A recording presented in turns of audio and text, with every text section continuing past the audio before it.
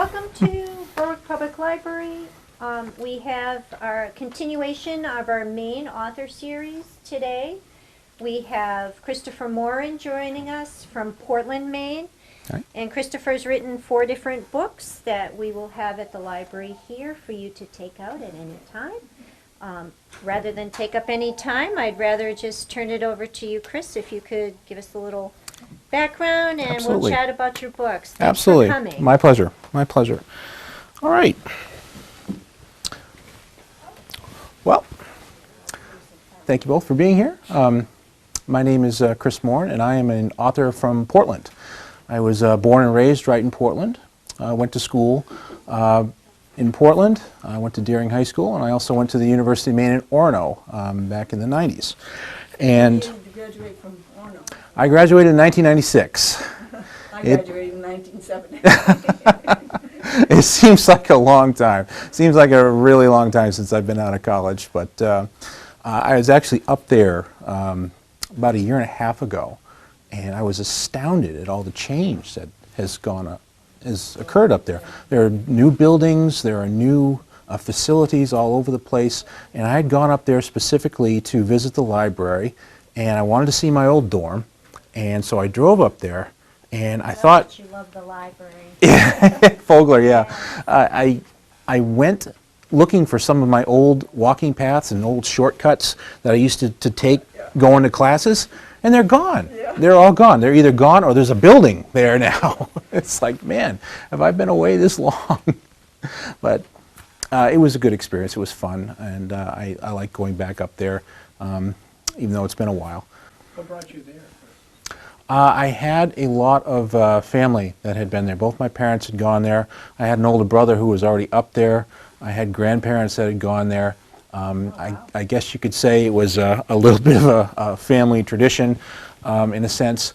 I wasn't necessarily sure what I wanted to study, and I wasn't necessarily sure what type of school I was looking for when I was in high school. So I really didn't know precisely where I wanted to go. And my parents sat me down and said, you know, Orono, hello, Mr. Fly. I said, Orono is a very good school, and you know, it's a fine institution. We had a good experience there ourselves. There's a lot of family that's been there, and I think you'll be comfortable there. Because I was concerned about moving away from home. I was concerned about being by myself. And I had an older brother who was already up there at the time going there. So that kind of put me at ease. Yeah. And I said, yep, let's give it a try. And at the time, the tuition was in the ballpark of like $12,000 a year. So that was also a little bit of an incentive, I guess you could say, especially on my parents' part. So it seemed right. So I went up there and visited the campus, and I liked what I saw. And I saw a whole different variety of classes and disciplines to look into. And I said, yeah, I can give this a shot. And it kind of fell into my own idea of what I thought I would study, which was writing, in a sense. I became a journalism major when I went up there. And I studied a lot of social and behavioral sciences, and I ended up being a journalism major with a concentration actually in advertising, not necessarily in news writing and reporting. I got into news writing and reporting and decided that I hated it. It was very structured, it was very precise, there were so many rules that you have to follow as a journalist and as a reporter, and I just felt trapped in my writing. Doing news stories. I didn't like it. I didn't have a nose for news, I guess you could say. I didn't have that quality that you need to be a good reporter. So I stuck with the journalism umbrella, but I went into a different, more business-like field, advertising. And so I got into that, and that's kind of what became my major when I was up there. And I thought that when I got out of school, I would probably go into advertising. More specifically, creating and designing ad campaigns and designs and such.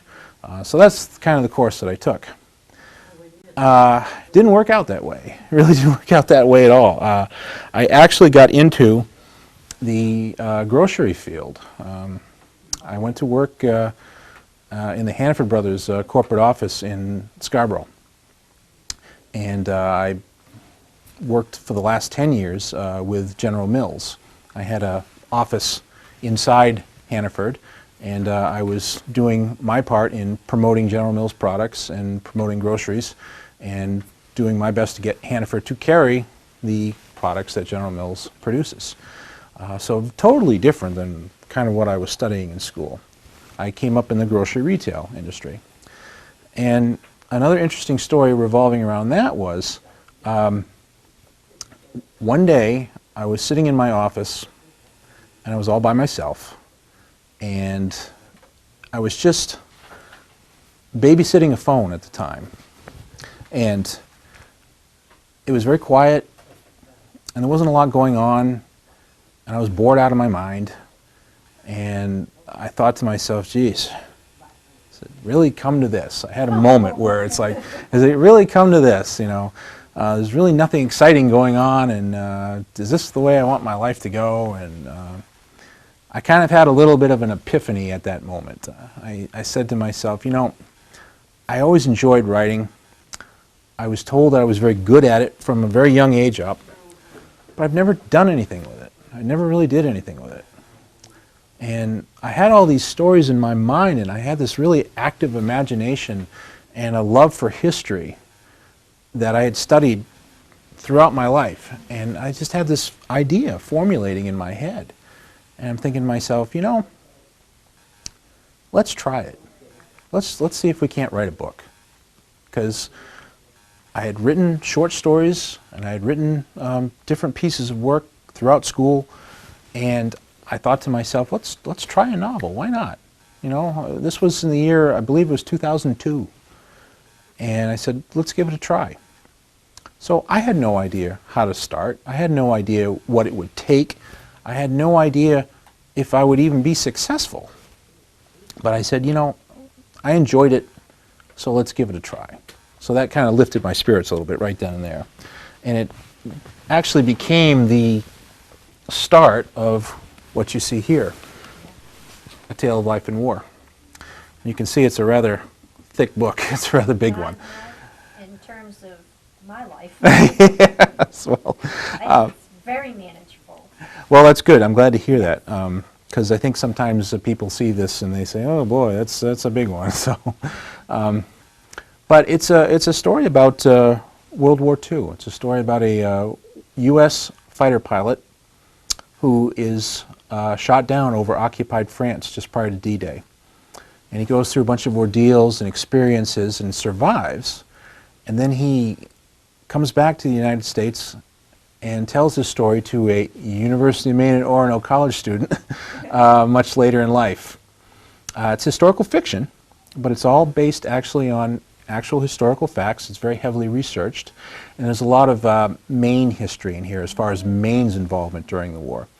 I found that there's a lot of fascinating World War II history right here in Maine that a lot of people don't necessarily know about. I had an uncle who grew up in Cape Elizabeth. He was born in 1940, and of course that was the very beginning of the war, and the United States actually hadn't entered the war yet at that time, but even though he was very young, 2, 3, 4, 5 years old, he tells me that he remembers my grandmother rationing. He remembers the blackout drills they had in Cape Elizabeth. He remembers some houses even put blast tape up on the windows in case of potential attack. And what a lot of people didn't necessarily realize at that time was there was a lot of German submarine action happening in the Gulf of Maine. Yes. There was a lot of German submarine action happening in the Gulf of Maine. And Portland and the Cape Elizabeth area was vital to the war effort. Portland was actually designated a frontier naval base. There was thousands of soldiers and sailors in port, and Portland, very similar to today, is a very large fuel depot. And what happens is the North Atlantic Fleet used to fuel up in the Portland area before they would convoy over to England. So Portland, in many ways, was more vital than New York, and it was more vital than Boston, as far as a northeastern base. And the U.S. Navy knew it, the German Navy knew it, but the Portland residents didn't necessarily know it. And that's the way the Navy wanted it. They didn't want to instill any type of panic. They didn't want people to think that there was a potential German threat out there, which there was. And they just wanted to keep things calm and as collected as possible. My uncle used to tell me stories about things that his father, my grandfather, would tell him, and what some of the residents in the area would say. Every once in a while they would see fighter planes from Brunswick Naval Air Station would fly out over the Casco Bay Islands, and then some of the residents on those islands would see big plumes of water coming up into the air. And it's because those fighters were chasing submarines out there, and they were attacking them. But again, the Navy didn't want you to know this, so they kept saying, well, they're just conducting exercises, or something's going on. There's talk of German submarines that are sunk in Casco Bay that haven't necessarily been found to this day, but those stories exist. There is a story that there was a German submarine that actually was torpedoed, a U.S. ship that was torpedoed in port in Cape Elizabeth at the very last few days of the war. That ship was called the Eagle. And for many years after that, it was covered up. And the Navy said, well, the ship's engines blew up. Didn't blow up. It was torpedoed in port. The very end of the war, the very last few days, by a German submarine. Wow. And one of the most interesting stories, and one of the stories that I also mention in my book, is the story of two German spies that were placed ashore in Maine back in 1944. There were two spies that were dropped on Mount Desert Island. They made their way up. I've heard this Yep. story. Yep, From it's true story. World War II vet. Yep. True story. The two spies, their names were Gimple and Colepaw. One of them actually was an American, believe it or not, that had turned. And the two of them got placed on a beach off Mount Desert Island in the winter at the middle of the night. They were wearing top coats and hats, and they had big briefcases. And it was wintertime, and they were climbing up the cliffs and into, they made their way onto Route 1 and worked their way into Ellsworth. Or eventually they made their way to Boston by train, and then eventually to their final target, which was New York City. And what they were designated to do was to cause sabotage in New York City. Fortunately, they were picked up immediately. They were arrested, and nothing came of it. Here in Maine? They were arrested in New York City, actually, because they had made it all the way to New York City. They had something on the order of $60,000 in cash in these briefcases. But the thing that's interesting about the story is while they were making their way down Route 1 towards Ellsworth, at nighttime in winter, they were passed by this woman who was driving home that night from a card game. Her name was Mary Forney. And she saw these two guys. Said, kind of weird. You know, top coats and hats, you know, and briefcases, slogging along a rural Maine road in the middle of the night. You know, they were not wearing, you know, hunting shirts and bean boots and all that. And they just stuck out as peculiar. So she reported it. And the Bangor branch of the FBI came out and examined the beach area and said, oh boy, yeah, it looks like somebody could have been dropped off here. They saw footprints. And so the word got out that way. The FBI got into it very quickly, and fortunately they were picked up in New York City. But kind of an interesting story when you think about it. You know, a German submarine right off the coast in wartime, we were at war, and dropping off two spies to come create havoc and sabotage on our soil. Because when you think of Maine, you don't necessarily think of, you know, a lot of World War II activity happening here, but there was a lot. Out in Casco Bay and the islands there are many fortifications out there. There's certain watchtowers. There were certain forts that had gun batteries on them that were all active at the time. Fort Gorges out in Portland Harbor there used to store submarine mines and nets to try to entangle any sub that might come into the harbor. And there was, activity at Fort Preble. There was activity at Battery Steel on Peaks Island. So there was a lot going on. There's also big watchtowers. There's one on Cushing Island. There's one out at Two Lights, where the Navy was actually using spotters to try to find ships and try to find submarines that came in. So there was a lot going on. But like I said before, the Navy wasn't all too keen about telling people about it because they didn't want to create panic. Understandable. Very understandable. So I found all that very fascinating. And some of these first-hand stories that my uncle would tell me, I said, that would make a great story.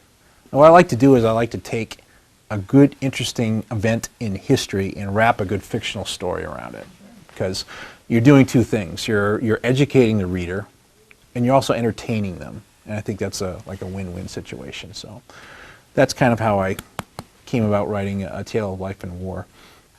And there's a lot of Maine history in here. It mostly takes part in France during the occupation, the Nazi occupation in France, but there's also a lot of cool Maine stuff in here, and a lot of the stories which I've told you about, I kind of found a way to integrate into the book here in a fictional way, which makes it a little bit more interesting, I think. So that was kind of the genesis for A Tale of Life and War. That's your first book? That was my first one. This one was something that I was doing in my spare time. I was writing it during weekends and vacations and such, and I had to do a ton of research for it.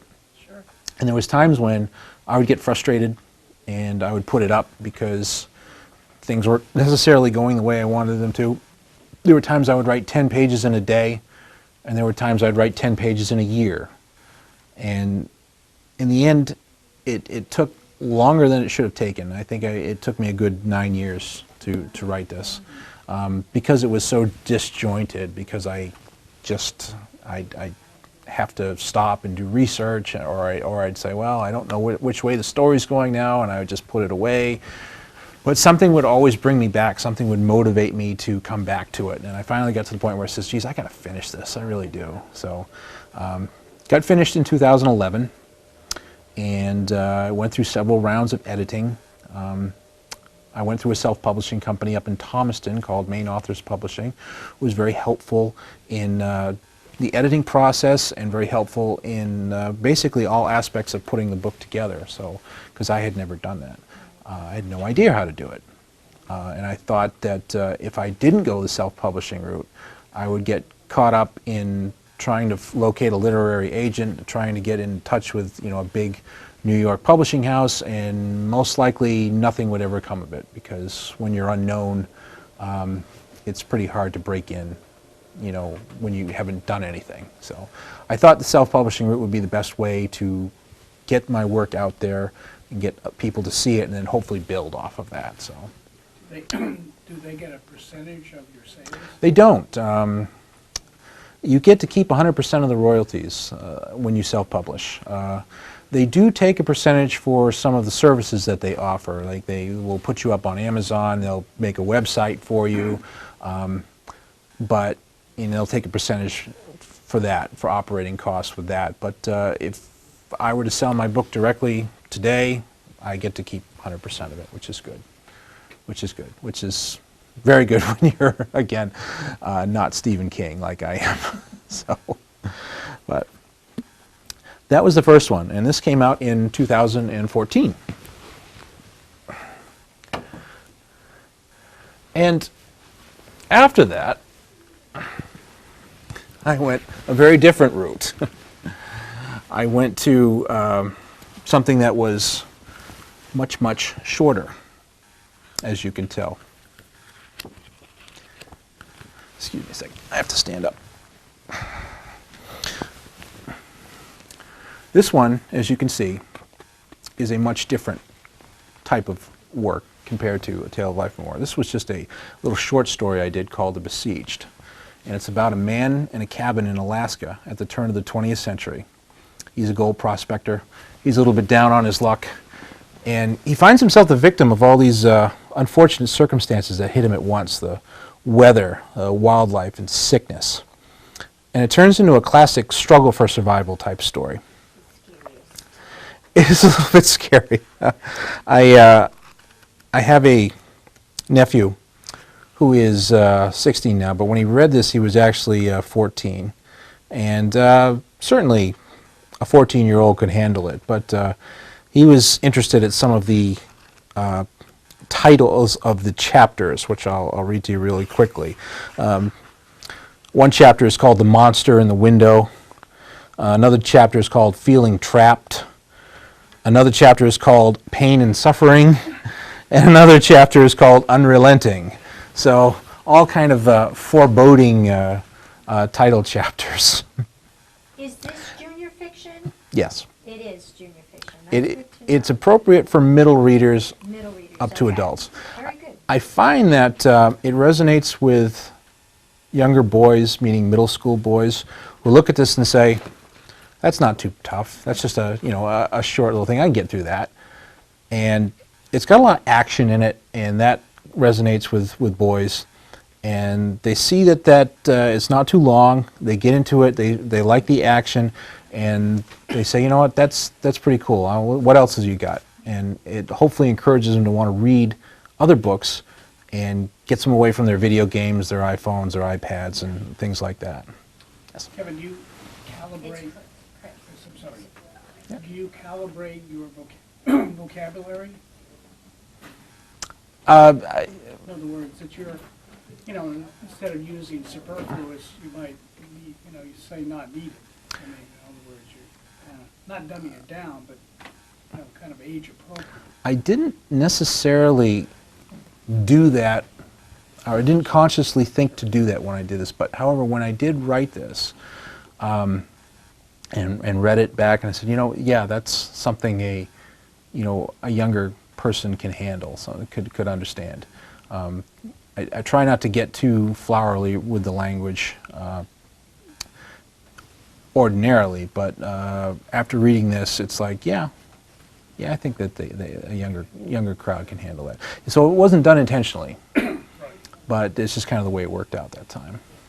And a lot of YA crosses that from adult to young reader too. Very much. So, and that's a really popular trend Yep. now with young readers is they don't necessarily like to be pegged as junior fiction or young adult. They're happier with the young adult title. Mm, So, and you can understand why. But Absolutely. it's absolutely. a And trend. I've met some pretty precocious youngsters, some that would surprise you, actually. I'll tell you the story when I get into this one a little bit later, but I had a little 10-year-old girl who read this book, 3 Labs a Lifetime, and I'll get into the story when I go to that book, but you'll be amazed at some of the reactions that I got out of her, which was pretty cool. But this one was kind of a quick turnaround from the first one. It was something I wanted to, I felt good. I felt the momentum going with the writing. I said, I want to quickly do another one, but I don't want it to take 100 years like this one did. Yeah, exactly. And I had this thought in my head. I had a 7th grade English teacher. His name was Stephen Copperthwaite. He taught at Lyman Moore Middle School in Portland, where I went. And he used to tell us these wonderful stories in class. He was a master storyteller. He loved folklore, and he would tell us these just terribly, at least to me, terribly interesting stories in class. He loved Jack London, and he loved Robert Louis Stevenson, and we read so many of the classics in his class. But one of my favorite things that I liked is when he would just start doing a lesson on the blackboard about grammar and say, well, okay, we're going to show you we're going to conjugate this verb, and you know what, I'm going to tell you a story. And everybody just loved it.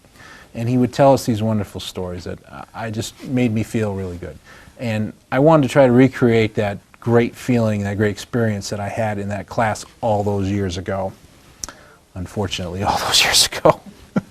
And so I thought, I'm going to come up with something that kind of echoes that time. And so that was kind of the inspiration for writing this book, The Besieged. It's very Jack London-ish. it takes me back to that time in that classroom, and it was just something that came very easy. And I had to do a little bit of research, but it was, in the end, it was something that only took me a couple months to write and to get published into a book, as opposed to several years.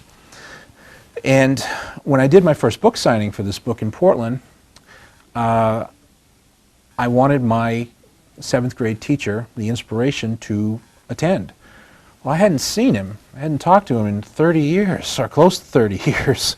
I wasn't even sure if he was still alive. But fortunately, as luck would have it, I ran into my 6th grade teacher, who happened to still live in Portland by coincidence. And she said, yeah, I think Stephen is still alive, and I think I can find him for you. So I said, that would be great. So after some time passed by, I heard from my 6th grade teacher, and she said to me, I found him, and here's his phone number. And so I gave him a call. He was living up in Topsom. He was living with his daughter. Unfortunately, I did not realize that he was ill. He's has brain cancer, which was in remission, but it still was causing him problems with vertigo and some other unhappy side effects. But I got him on the phone, and I heard his voice and he heard my voice, and we started chatting like we had just had a conversation yesterday. He remembered everything about the class. He remembered me. He remembered the things we used to talk about, and it was just, we had a wonderful conversation for about an hour. And I told him very much, I said, Stephen, I'd really like you to come to my book signing, because this book is dedicated to you. And he said, well, Chris, I'm ill, unfortunately, and I don't know if I'll be able to do it because I can't drive, but if my daughter can bring me down, he says, I'll definitely be there. And so I thought, great. This happened to be in February of 2015, and that year, you may or may not remember, we had horrendous snowstorms. And there was a lot of monstrous storms that year. And we had had like a whopper a couple of days before. Fortunately, the day of the signing was clear. And I didn't know whether Steve would show up or not, but in walks my 6th grade teacher. Her name was Sharon. Right behind him, my 7th grade teacher, Stephen. And we had a great book talk and a great signing that day. And we shared stories, we reminisced. He was so excited to see this, and he was very happy and very grateful that a student that he had taught and a student that he had been with so long ago was able to create something kind of in his honor. And I guess the best way to say it was he felt like all that teaching that he had done was worth something, because he had told me in private a little later that he wasn't sure he was a great teacher. He thought he was a bit of a failure. He had taught some very tough classes. He taught some very tough students, and he didn't necessarily think that he had gotten the respect or the feedback that a teacher would normally get. He thought of himself as a failure, and I said, Stephen, that was farthest thing from the truth. Farthest thing. I said, you were a wonderful teacher. You taught many great things. I remember so much from that class. I remember so much from your teachings. Just don't ever think you were a failure, because you weren't. And here's proof of it right here. So it was a great day. And I think I brought some joy into his life, and he certainly brought some joy into my life. And that was the Besieged. Usually good teachers are the ones who think they're special. Yeah, I would agree with that in a sense. And ironically, you both are teachers. Yes, exactly. I was just, So you know that well, just doing some power practice in at that. college, just correcting one of my students whose name is Kevin Morin. So that's so that's why. So Nice I apologize, save. Chris. Yeah, There you go. the names, Monica, is very important. But yeah, that is a great tribute. But the idea about Alaska, had you been to Alaska? I hadn't. There was a few different factors. My family has a friend who was a state trooper in Alaska for 25 years. And strangely enough, everybody in my family has been to Alaska. I have not, for one reason or another. but I used to hear a lot of good hunting and fishing stories and a lot of interesting stories, and that was kind of something that got my imagination going. I got into this phase where I was very intrigued with the gold rush, the Klondike gold rush in the late 1800s there, and that kind of got me going. I'd say, wow, that's a lot of cool stuff happened during that time. And then back to my original point with my teacher there, who had told us all these wonderful stories, and he used to love to read Jack London to us. And I used to love those stories. I used to really love the stories that Jack London, you know, the call, exactly, the Call of the Wild, and there was a short story that I absolutely was fascinated with, To Build a Fire.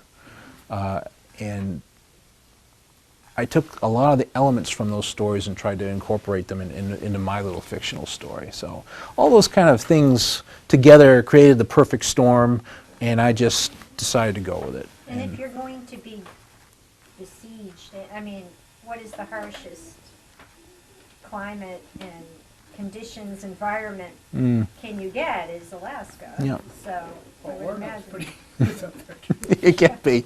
And I'll be honest with you. Orono could be pretty. Oh, yeah, that's true.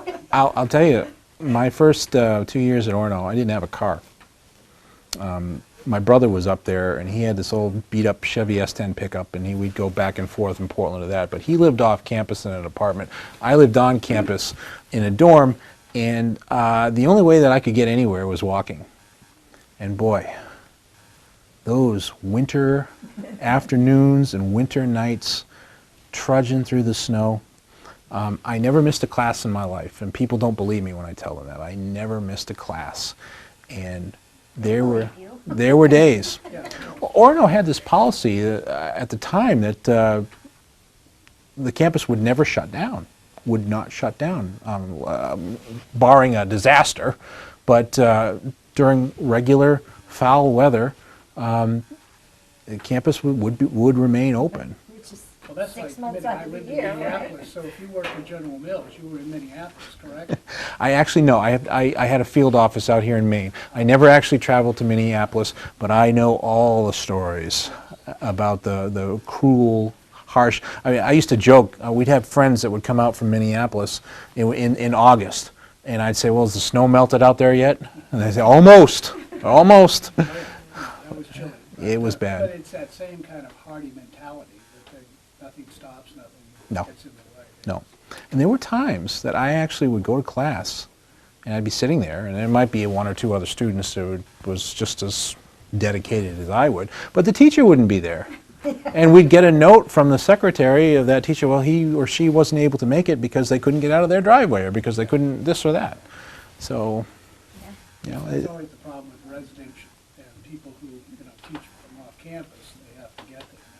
It can be a problem. absolutely, absolutely.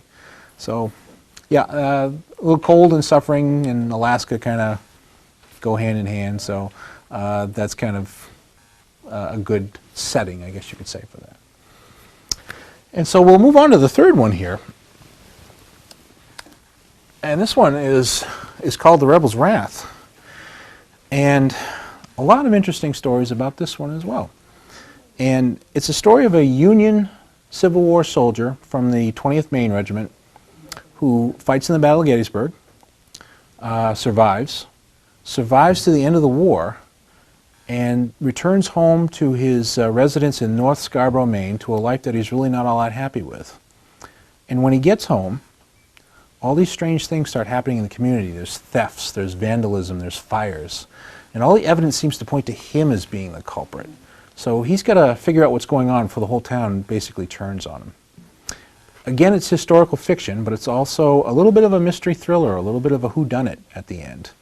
And it's also got a lot of Portland history in it, as far as Portland's involvement during the war and Portland in general at that time. It is a Civil War book, but it's primarily takes place during the Reconstruction period after the war. It starts at the Battle of Little Round Top in Gettysburg, and pretty much ends in the year 1877, which is the end of the Reconstruction period.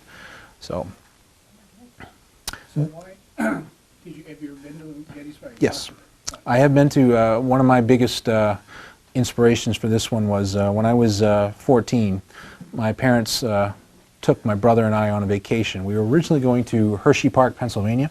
That was the final destination, but we would stop at places along the way.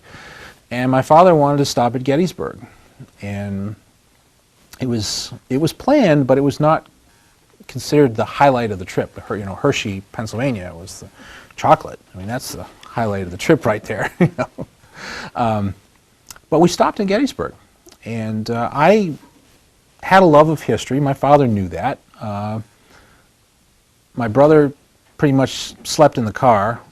My mother really wasn't all that enthused. My father and I got out and looked around, and I was just overwhelmed. Something struck me right then and there. I felt like I was on hallowed ground, I guess you could say. All these statues, all these monuments, all these things, and I'm thinking, wow, imagine what happened here at this time. Imagine. And at the time, it's not there now, but at the time there was a giant observation platform at Gettysburg that you could take an elevator up to the top of, and you could see a 360 of the battlefield. And we went to the top of that, and I looked around, and again, I was just mesmerized. You could see what was happening on this side of the battlefield. You could see what was happening on this side and this side, and my imagination went wild. And we eventually stopped, and one of the last places we checked out was Little Round Top. And everybody said, well, we got to go to the top of Little Round Top, because that's where a famous Maine regiment was. So my father, my grandmother, myself actually climbed Little Round Top. And there's a paved path there now that you can climb up, but it's still, granted we were there on a hot day in July, but still, walking up that paved path to the top, it was just, I mean, it took all the energy right out of you. So I'm thinking to myself, well, how did those Confederates feel when they were charging up that hill? Or how did the Union soldiers feel when they were, you know, combating the Confederates coming up? So that always intrigued me. That battle always intrigued me. And then I wanted to learn more about Joshua Chamberlain, who, of course, was the hero of that day and had accomplished so much more after the war. I mean, he was wounded 6 times and survived. He lived until 1914. You know, he was president of Bowdoin College. He was a, you know, governor. He had just had so many accolades to him. I mean, when you were a Civil War soldier, your chances of survival were 1 in 6 if you were on a battlefield. 1 in 6. That was almost assured death. And here's Chamberlain, who had fought in many engagements, was wounded 6 times, but still survived and lived all the way till 1914. So just an amazing man. And he finally died from his wounds. He did succumb, yep. From a wound he had a bullet still in him, Mm-hmm. if I remember correctly. On the battle on Gettysburg, on the Battle of Little Round Top, he actually took a bullet in his scabbard of his sword. He got hit, and it knocked him down, but the bullet hit the scabbard, like right on that. I mean, you think a sword scabbard is very thin, but it hit there, it knocked him down, and created a big bruise on his leg, and he was limping around for the rest of the day. And, you know, obviously in great pain, but he endured a lot. And when General Lee eventually surrendered at Appomattox Courthouse, it was actually the 20th Maine and Chamberlain who formally and officially accepted the surrender of the Army in Northern Virginia, which was always very cool and very interesting to me. So that was a part of it. But what's even more interesting about this is that I had visited my uncle. You know, I remember I mentioned him earlier he had told me stories about World War II. But he also showed me another interesting thing that I thought was very fascinating. He showed me a letter that was written in 1918. It was a letter that was written by my great-great-grandfather to his son, who at the time, excuse me, who at the time was serving in World War I. He was serving in the infantry in World War I. And my uncle showed me the letter, and I read it. It was dated 1918. And it was a letter beseeching the son to return home to North Scarborough to help with the general store that was called Ora E. Sherman. That was the name of the general store that my great-great-grandfather owned. And he was asking his son, please, his name was Joe Sherman, Ora was the father. He said, Joe, I hope that you're doing okay. I hope you survived this terrible war. If you do, I need you to come home as soon as you can and help revive the general store because it's not doing well. You know, we're suffering and we need your help. And Joe, the son, did survive.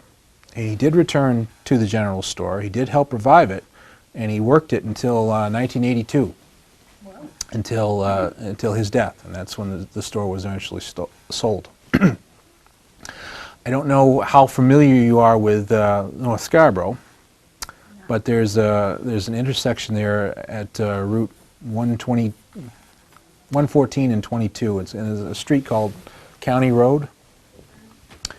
And at that intersection, there is a store there. It's called Countryside Butcher's Shop, which is there today. That was the old general store that my family owned. Right next to that store is a very old, dilapidated house that's abandoned. That house was owned by my family for up until 1980, and it dates all the way back to the Civil War time. It's a beautiful house, but unfortunately in the state that it's in right now, it's kind of an eyesore throughout the community, unfortunately. And right behind it is a Dunkin' Donuts. And Dunkin' Donuts, I believe, owns the house and they use it as storage.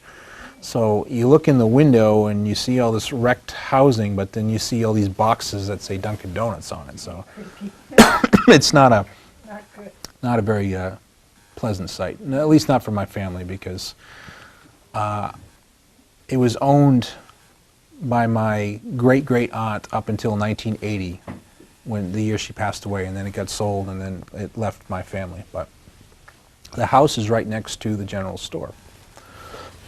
Excuse me. So I was born in 1973, and as a very small child, I have memories of that house, being in that house when my great-great-aunt still owned it.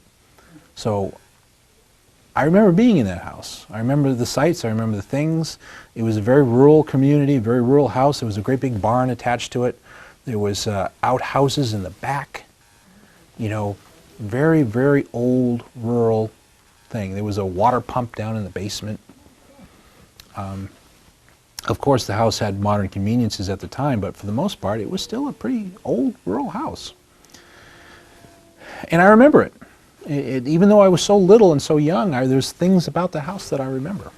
And even now, when I go back and I look at it from the outside and I peek in through the windows and see all the, you know, the changes and the sorry sights, I still am remembering things that I saw when I was a little kid. So, getting back to the letter that was written, that my uncle showed me, I thought, that might be a good idea for a story. So what I did was I took the house in North Scarborough, I took the general store, I took the community as a whole, and created a little fictional story where the father asked the son to come back and help with the store because it's failing. But instead of setting it during World War I set it during the Civil War, which is a period that I really enjoyed studying and learning about. So that's kind of the inspiration behind that. And it had a personal tie, and it's really good and important if you have something tangible that you can go and look at and that you can draw ideas from. And that's kind of how that got started. So I called it the Rebel's Wrath, and as you can see, there's a Confederate battle flag on the front, and people always ask me, why is it a story about a Union soldier who returns home to Maine, but you call it the Rebel's Wrath and there's a Confederate flag on the front? I said, you got to read it, find out why. A little foreshadowing there, a little foreshadowing.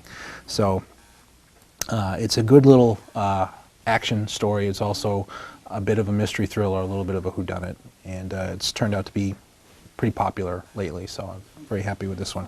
This one is, excuse me, that'd be great. That'd be great.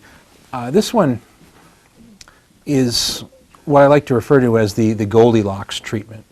And what I mean by that is, with A Tale of Life and War, that one is a little too much.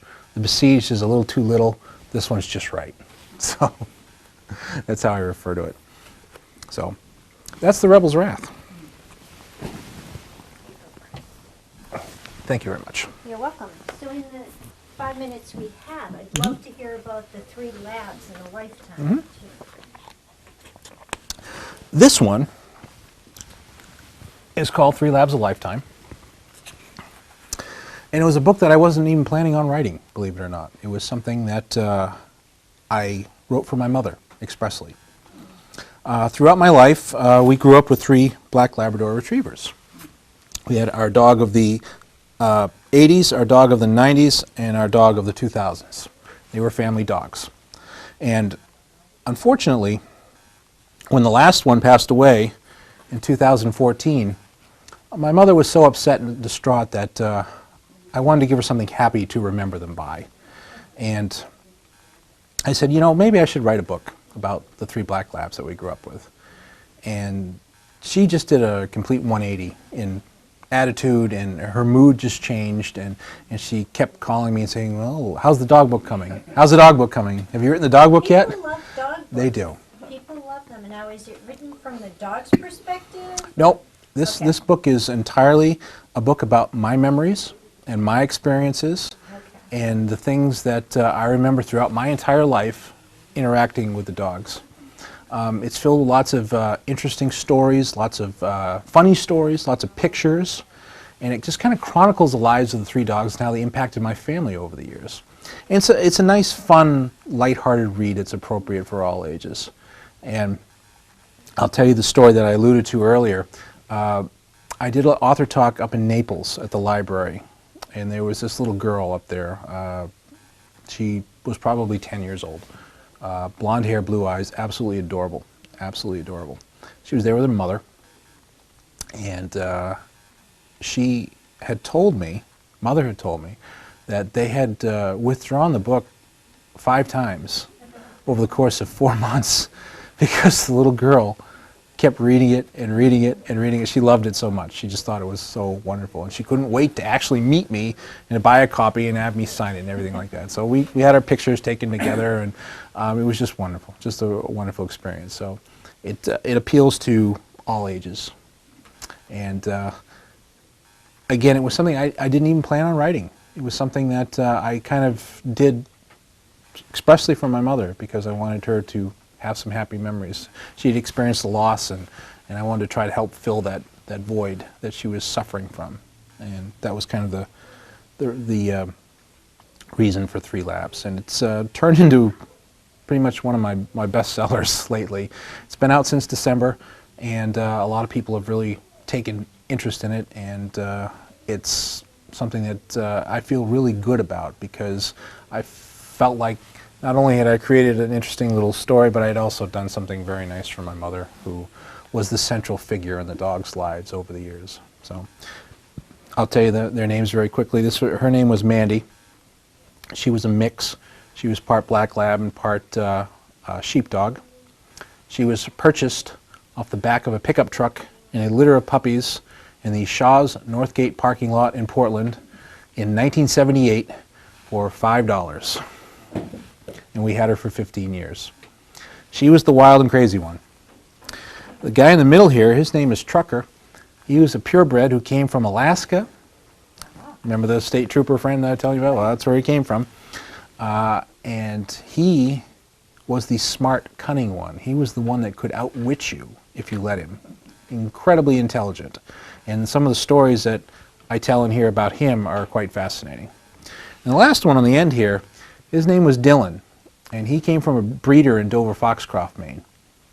He was being bred to be a show dog, but he had 2 bottom teeth that were misaligned, so that disqualified him from the competition. So he got adopted by my mother, and she fell in love with him, and he was the sweet, adorable one. He was the one that absolutely would melt your heart. each time that you were with them. So they all had their own distinct personalities. They were all absolutely wonderful pets, and I thought it was fitting that they should get their own little book and share it with others. So that's 3 Labs a Lifetime. Certainly a nice tribute to your mother. It's Yes. interesting you writing about dogs, but important part about your family. Dogs, you know, kind of metaphorically, are very loyal. And it seems like you're very loyal to your family. Yes. Based on what you Well, said today. I guess you learn a little bit from the dogs as they learn from you as well. But it was that one was a very fun thing to do. It didn't really require much research. I mean, it was all memories mined from my thoughts over the years, and you know, I found this old shoebox filled with these dusty old photographs and things, and it was a fun little project to do. And of course, the end result is, you know, definitely worth it. Did you read a lot as a child? Because I always ask this when people usually who are into literary activities or love reading, etc. Did your parents read to you, or how did that kind of start? My grandmother, my maternal grandmother, was a teacher. My mother was a teacher. My great-great aunt was a teacher. You can see where we're going. Yes, my earliest recollections are of my maternal grandmother would read to me. She would read to me, and we would sit there, and she would read a little bit, and then she would make me read a little bit. Then she would read a little bit more, and she would make me read. And then we'd sound out words together, and it was in the evenings primarily, sometimes before bed, sometimes when she was visiting, and she was really, I think, the most instrumental one. Did she live close to you? She did. She did. For the last 20 some odd years of her life, she actually lived in South Portland, and I, of course, grew up in Portland. So she was always around, which was a wonderful, wonderful thing. But yes, I did. I did read a lot growing up. I have this tremendous imagination. I just mind is going all the time. I'm always thinking of stories. I'm always thinking about how interesting it would be if this person did this in this particular setting, and I enjoyed it. And reading fuels that imagination. It always has. Mm-hmm. So, And that brings me to the final question. What's the next book? Do we have any glimpses as to what you're coming up with that imagination, so we can be on the lookout? Absolutely, absolutely. I'll give you a little sneak preview. As a writer, you always have something going. Sure. My last one was the dog book, which is totally different from the ones I've written in before, and I thought I needed to kind of get back onto my historical fiction. So I started doing some research about the city of Portland's history, dating back to the original explorers that settled the region. Tucker and Cleves were the first guys that were here back in 1632. So I thought, wouldn't it be cool if we kind of found a story that kind of talked about the original settlement of Portland, and maybe we can add some really interesting things in there, because there was some pirate activity that was in the area at the time. There's a legend that there's some pirate treasure that's buried on certain islands in Portland. So I thought, the age of piracy, the golden age of piracy, was in the early 1700s, and Portland was undergoing some settlement at that time. Wouldn't it be interesting if we could maybe tie in something with there? I haven't quite got it yet, but that's where I'm going. Let's put it that way. Very good. Well, we'll look forward to that. Thanks for coming down to Berwick. I appreciate it. This was fun. We do need to have you back. I want to have the book group, take one of your books, and you can face them. They're Yes. very inquisitive. Yes. We can do it again. Absolutely, it'd be my pleasure to come And back. thanks for coming. Thank you. Yes.